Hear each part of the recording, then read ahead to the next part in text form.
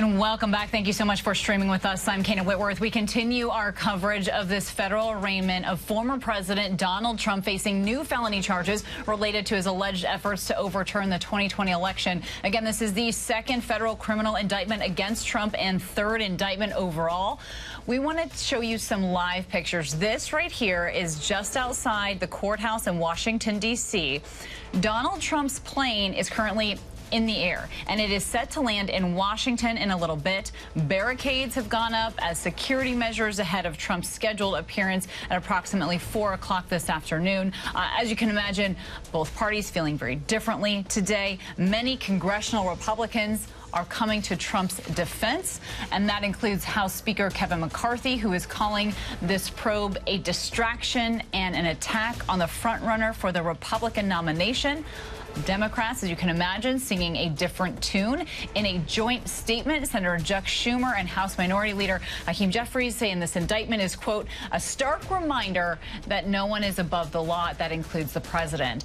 Now, our next guest is a former Democratic member of Congress from Florida and also a member of the January 6th committee. Stephanie Murphy is joining us live. Now, Stephanie, thank you so much for being here. And first to you, after sitting on this January 6th committee, what is your reaction to this indictment? Do you think there was anything missing, or are you satisfied with the direction that this particular investigation took? It's great to be with you, and I do think regarding the indictment that it was a very thoroughly written document, and it followed in broad strokes much of what the committee laid out in our hearings. And in fact, two of the charges that the committee had recommended in our criminal referral, and that was the conspiracy to defraud the U.S. and to obstruct and impede congressional proceedings. And while I think this is an important step because we've seen the Department of Justice prosecute many of the people who were involved with the violence on January 6th, average Americans who were lied to by powerful people and who came to Washington and committed crimes. We have yet to see the powerful people who orchestrated the scheme be held accountable, and this indictment is a step in that direction. Well, the indictment against former President Trump, he references, but it doesn't name these 6 co-conspirators who took actions right alongside Trump. And based on the information in this indictment, that's what's publicly available, 5 of these co-conspirators have been identified by ABC News to likely be some of these following individuals. We do have a graphic we can show you as well. But what do you want to make of this argument that Trump's claims about this election were not criminal actions, that they don't fall under the guise of a criminal action? Well, I think the Department of Justice will have the responsibility to lay out the case with all of the evidence that they received to beyond the shadow of a doubt, prove that he had committed a crime. And I think when you look at the evidence that not only the committee pulled forward, but some of the evidence that the indictment teased, I think that there are a lot of people who took contemporaneous notes that provide that necessary evidence to prove that the president had committed a crime. We talked a little bit about this tweet from the House Speaker Kevin McCarthy, calling this a distraction, an attack on the frontrunner for the Republican nomination.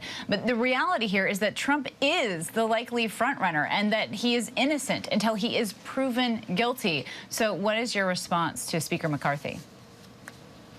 I think the politicians who have done an about-face from their initial reaction in the days immediately after the January 6th violence, their about-face, there are receipts for all of that. And it, in fact, feeds the cynicism of the American public.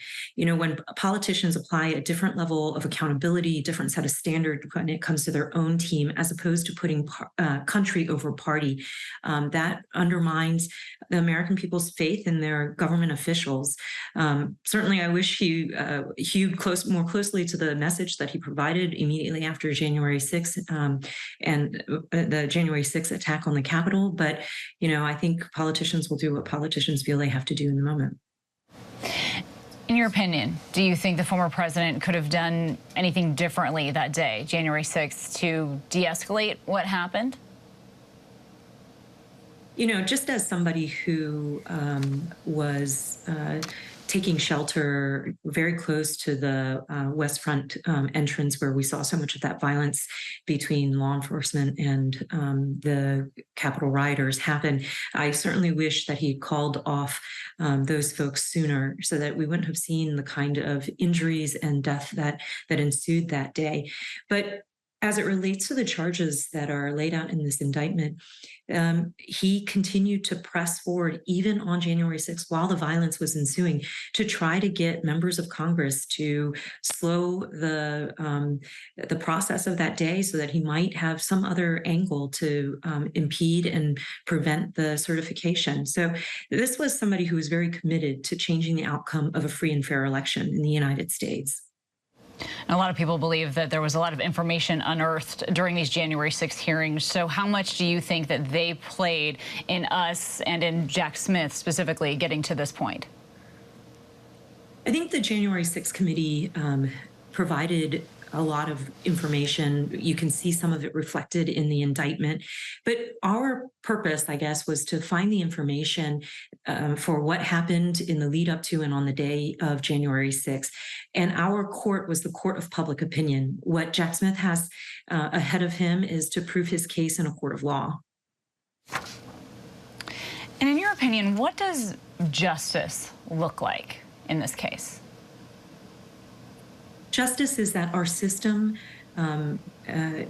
is still strong despite the attacks against it, that people who committed crimes are held accountable, and not just the people who were the average Americans who were lied to by powerful people and came and committed crimes on January 6th, but also the powerful people, the powerful and the rich, who have the ability to hire lawyers and try to fight this, that they also be held accountable for their role in orchestrating a plan to try to overturn a free and fair election in this country. We have to hold people accountable. Otherwise, there will be no deterrent for future elections, for people to think that the way that they take an election is through coercion and deceit and violence. All right. Well, our former Congresswoman Stephanie Murphy, thank you so much for your time this afternoon. We appreciate it. Great to be with you. Hi, everyone. George Stephanopoulos here. Thanks for checking out the ABC News YouTube channel. If you'd like to get more videos, show highlights, and watch live event coverage, click on the right over here to subscribe to our channel. And don't forget to download the ABC News app for breaking news alerts. Thanks for watching.